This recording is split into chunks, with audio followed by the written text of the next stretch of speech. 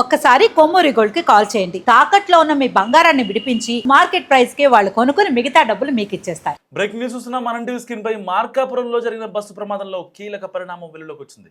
ప్రమాదం జరిగాక కాలిపోయిన బస్సును పోలీసులు తనిఖీలు చేస్తుండగా 5 కేజీల గ్యాస్ సిలిండర్ ఒకటి బయటపడింది.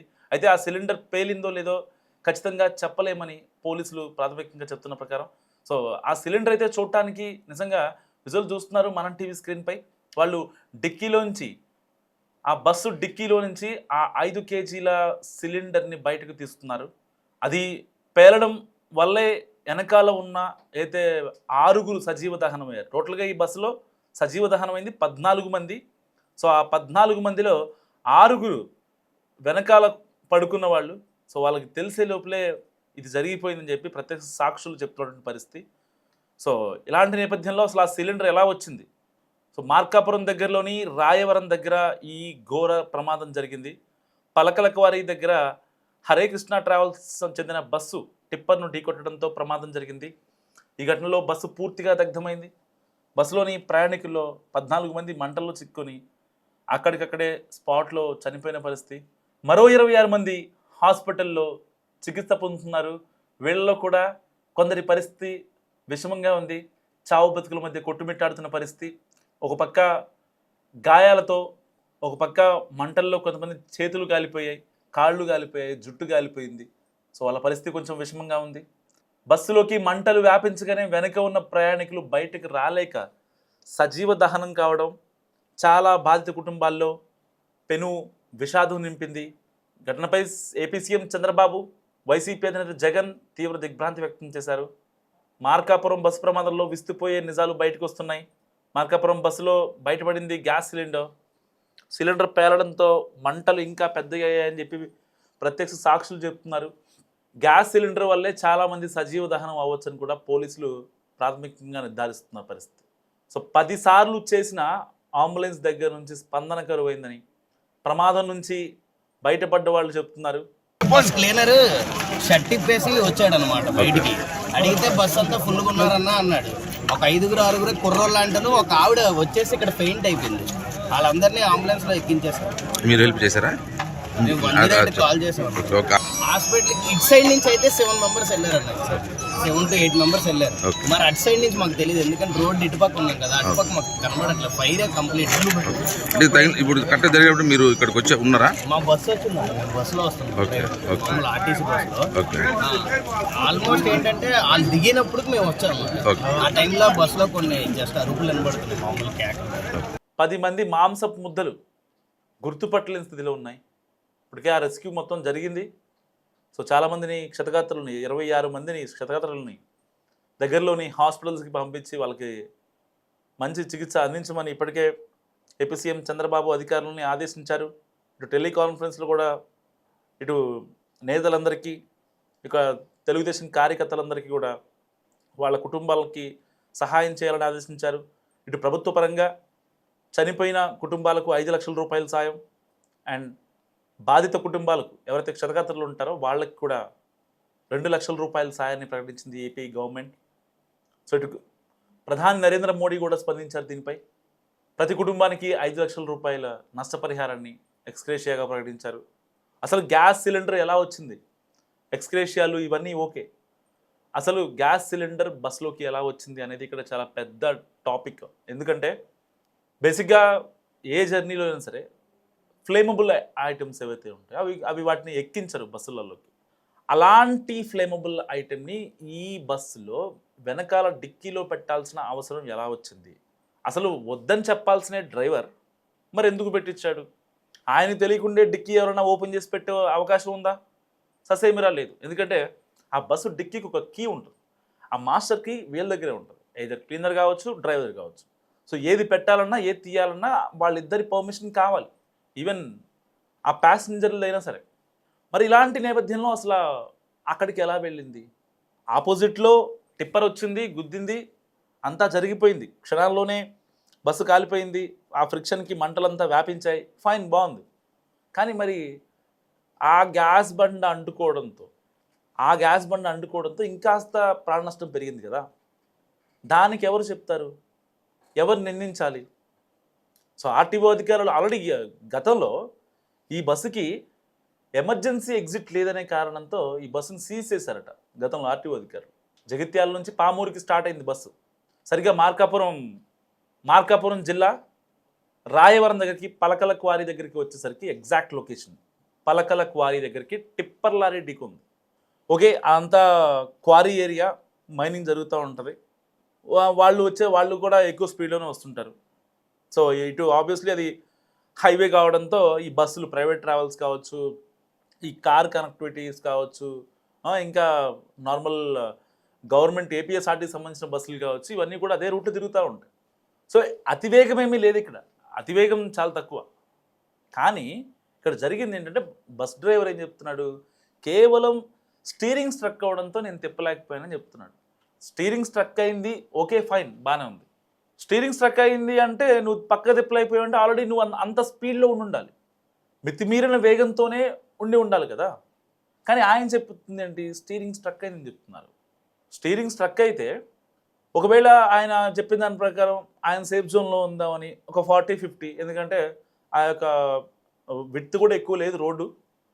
సో రోడ్డు బాగానే ఉంది, గుంతలు అలాంటివి ఏం లేవు, అండ్ విడ్త్ తక్కువ ఉంది కాబట్టి ఒక 40-50 స్పీడ్లో వెళ్తున్నారు అనుకోవచ్చు. ఎందుకంటే ఇంకొక 6 కిలోమీటర్స్లో మార్కాపురం రీచ్ అయిపోతారు. మరి అలాంటప్పుడు బ్రేక్ వేయొచ్చు కదా, బ్రేక్ వేయలేదు. ఓకే, ఒకవేళ 40-50 స్పీడ్తో ఒకసారి సడన్ బ్రేక్ వేస్తే వీళ్ళు ఏమన్నా ఇబ్బంది పడతారేమో, ఎందుకంటే ఆల్రెడీ అంతకంటే ముందుగానే కదా కరెక్ట్గా ఎర్రగొండపాలెం దగ్గర బస్సు ఆపి దానికి కొన్ని మరమ్మతులు చేశారు bus driver and cleaner. So ఇప్పుడు సిచ్యువేషన్ ఎక్స్ట్రీమ్ అయిపోయింది కాబట్టి ఎట్టి పరిస్థితిలో ఏం చెప్పాలి, బస్ స్ట్రక్ అయిందనో, స్టీరింగ్ స్ట్రక్ అయిందనో, ఇంకోటి చెప్పాలి. కానీ ఇప్పుడు వెలుగులోకి వచ్చిన అంశం ఏంటంటే, విస్తుపోయే నిజం ఏంటంటే గ్యాస్ సిలిండర్. అసలు గ్యాస్ సిలిండర్ ఎలా వచ్చింది లోపలికి? అది పేలడం వల్లే కదా ఇంతమంది చనిపోయి ఉండే అవకాశం ఉండేది. ఒకవేళ జరగకపోతే నిజంగానే, ఒకవేళ గ్యాస్ బండ దొరకకపోతే నిజంగా టిప్పర్ లారీ కొట్టిన తర్వాత ఒక ఫ్రిక్షన్కి మంట అంటుకొని, సో ఆబ్వియస్లీ బస్సులో అన్ని డోర్ కటన్స్ ఇవే ఉంటాయి కాబట్టి బస్సు కాలిపోయింది అనుకోవచ్చు, అంతే కదా. మస్తుగా మీ అభిప్రాయాన్ని కామెంట్ చేయండి, ఏమనుకుంటున్నారో కూడా కామెంట్ చేయండి. మరి ఇలాంటి నేపథ్యంలో గ్యాస్ బండకి ఎవరు మూల్యం చెల్లించాలి? ఎంతమంది ప్రాణాలు? 14 మంది చనిపోయారు, సజీవ దహనం అయ్యారు. మరి వాళ్ళందరి కుటుంబాలకి వాళ్ళ తల్లిదండ్రులు కోల్పోయారు, పిల్లల్ని కోల్పోయారు, చాలామందిని కోల్పోయారు, ఫ్యామిలీస్ని కోల్పోయారు. వాళ్ళకి ఎవరు న్యాయం తీరుస్తారు? ప్రభుత్వాలు, పార్టీలు, ఇవన్నీ ఎక్స్‌గ్రేషియాలు సంథింగ్ సమ్వాట్ ఓకే, యుద్ధ ప్రాతిపదికన క్షతగాత్రులను పంపించడం, వాళ్ళకి మెరుగైన వైద్యం అందించడం బాగానే ఉంది. కానీ ఆర్టీఓ అధికారులు ఏం చేస్తున్నారు ఇక్కడ? ఒక సిలిండర్ వేసుకొని ఒక private travels bus registration certificates ఉన్నాయో తెలియదు, ఎలాంటి పర్మిషన్ లేకుండా వెళ్తున్న బస్సుల్ని ఈ ఆర్టీఓ అధికారులు ఎందుకు పట్టించుకోరు? అప్పట్లో కర్నూలు యాక్సిడెంట్ అయింది. కర్నూలు యాక్సిడెంట్ జరిగిన తర్వాత ఆర్టీఓ అధికారులు వచ్చి అసలు 2-3 రోజులు తెగ హడావుడి చేసేస్తారు. దాని తర్వాత ఎవరి దారి వాళ్ళదే. ఎక్కడా కూడా ప్రైవేట్ ట్రావెల్స్ బస్సును సీజ్ చేసిన పాపాన పోలేదు. ఒకవేళ లాస్ట్ టైమే ఏదైతే ఎమర్జెన్సీ ఎగ్జిట్ లేదని ఈ బస్సును కనుక గోడానికి పంపించేసి ఉంటే ఈ ఇష్యూ జరిగేది కాదేమో. 14 మంది బతికేవాళ్ళు కదా, ఇంతమంది హాస్పిటల్లో కొట్టుమిట్టాడేవాళ్ళు కాదు కదా. అంటే అధికారులు ఎందుకు ఆలోచించరు? ఒక గవర్నమెంట్ ఆర్టీసీ సంబంధించిన బస్సులో ప్రాణం పోయిన బస్సులోకి ఈ యొక్క గ్యాస్ సిలిండర్ని ఎక్కించరు డ్రైవర్లు కావచ్చు, కండక్టర్లు కావచ్చు. మహా అయితే వాళ్ళు ఏమి ఎక్కించుకుంటారు? కూరగాయలు, ఏదైనా సరుకులో, సామాన్లో ఒక 25 కేజీలు రైస్ కట్ట కావచ్చు, ఇలాంటివి ఎక్కించుకుంటారు. అంతకు మించి వాళ్ళు ఏం పిచ్చిగా ఏం చేయరు. వాళ్ళ డ్యూటీ, వాళ్ళ జాబ్ పోద్దామని భయపడతారు వాళ్ళు. మరి వీళ్ళల్లో ఆ భయం ఎందుకు రావట్లేదు? ప్రమాదం జరగగానే అప్పుడు కర్నూలు యాక్సిడెంట్లోనేమో డ్రైవర్ పారిపోతాడు, ఇక్కడేమో స్టీరింగ్ స్ట్రక్ అయిందని చెప్తారు. అంటే వాళ్ళు ప్రమాదం జరిగిన సమయంలో వాళ్ళే ఇంకా జడ్జిలా? ప్రాపర్ ఎంక్వైరీ జరగాల్సింది దీని మీద, ఎట్టి పరిస్థితుల్లో జరగాల్సిందే, ప్రాపర్ ఎంక్వైరీ జరగాలి ఇలాంటి వాటిపై. సో ఇలాంటి వాటిని మస్ట్గా ఆపాల్సిన ప్రయత్నం ప్రభుత్వాల మీదే ఉంది. ఎందుకంటే ప్రాణాలతో చెలగాటమాడుతున్న ఈ ప్రైవేట్ ట్రావెల్స్ బస్సులు ఒక రకంగా ఒక ప్రయాణికుడు ఒక టికెట్ బుక్ చేసుకోవాలి అంటే కనుక ఎట్టి పరిస్థితుల్లో కొన్ని ప్లాట్ఫామ్స్కి వెళ్తారు, లైక్ పేటిఎం కావచ్చు, ఫోన్పే కావచ్చు, అబీ బస్ కావచ్చు, ఇంకోటి కావచ్చు. అలాంటి వాటిల్లో ఈ ప్రైవేట్ ట్రావెల్స్ బస్సు యొక్క డేటా మొత్తం పెట్టాలి. అక్కడ డ్రైవర్ ఎవరు, క్లీనర్ ఎవరు, గతంలో దాని ఎన్ని కిలోమీటర్లు తిరిగింది, దానికి సంబంధించిన డాక్యుమెంటేషన్ అండ్ డ్రైవర్కి సంబంధించిన ఏదైతే డ్రైవింగ్ లైసెన్స్ అండ్ వెహికల్కి సంబంధించిన ప్రాపర్ డాక్యుమెంటేషన్ పార్ట్ పబ్లిక్ డొమైన్లో ఉండాలి. దాన్ని చూసి బుక్ చేసుకుంటారు. ఒకవేళ దానికి యాక్సిడెంట్ అయింది అనుకోండి, ఫర్ ఎగ్జాంపుల్ ఒక బస్సుకి, ఆ బస్సు ఇంకొక 1 year వరకు రాకూడదు. 1 year తర్వాతే అది ఆన్ రోడ్ ఎక్కాలి. ఇలాంటి కండిషన్స్ గవర్నమెంట్ నుంచి కనుక పెట్టగలిగితే వాళ్ళు కూడా ఆర్టీసీ డ్రైవర్లకు మారిపోతారు అప్పుడు. సో ఇంత ప్రాపర్గా ఉంటున్నాం కాబట్టి మనకు కస్టమర్ బేస్ ఉంది, ఎలాంటి డ్రైవర్లు అంటే అలాంటి డ్రైవర్ పెట్టుకోకూడదు అని చెప్పి వాళ్ళు కూడా ఒక నిర్ణయానికి వస్తారు.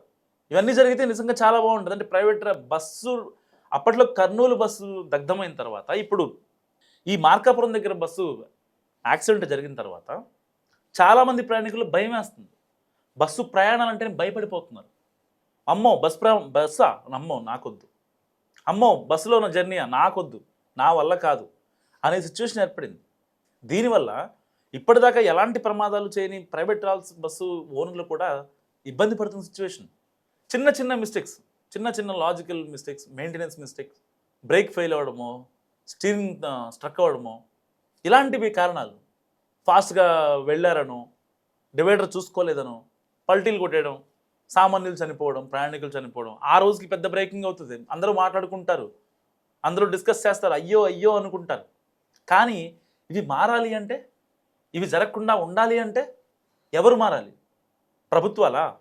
ప్రైవేట్ ట్రావెల్స్ యాజమాన్యాలా? మస్తుగా కామెంట్ చేయండి. సో మీ కామెంట్, మీ వాల్యుబుల్ కామెంట్ ప్రభుత్వానికి వెళితే ఫర్దర్గా చాలా ప్రాణాలు కాపాడిన వాళ్ళు అవుతారు మీరు. ఒకవేళ నా నిర్ణయంతో ఏదైతే ప్రైవేట్ ట్రావెల్ సంబంధించిన proper documentation part and driver and క్లీనర్కి సంబంధించిన డీటెయిల్స్ అన్నీ అథెంటిక్గా ఉంటే ఎవరికి నచ్చినట్టుగా వాళ్ళు బుక్ చేసుకుంటారు కదా. ఒకవేళ నా నిర్ణయంతో కనుక మీరు ఏకీభవిస్తున్నట్టు మస్తుగా కామెంట్ చేసి ప్రయత్నించండి. సో ఎట్టి పరిస్థితిలో ఇలాంటి ప్రమాదాలు ఇకపై జరగకూడదని మనస్ఫూర్తిగా భావిద్దాం.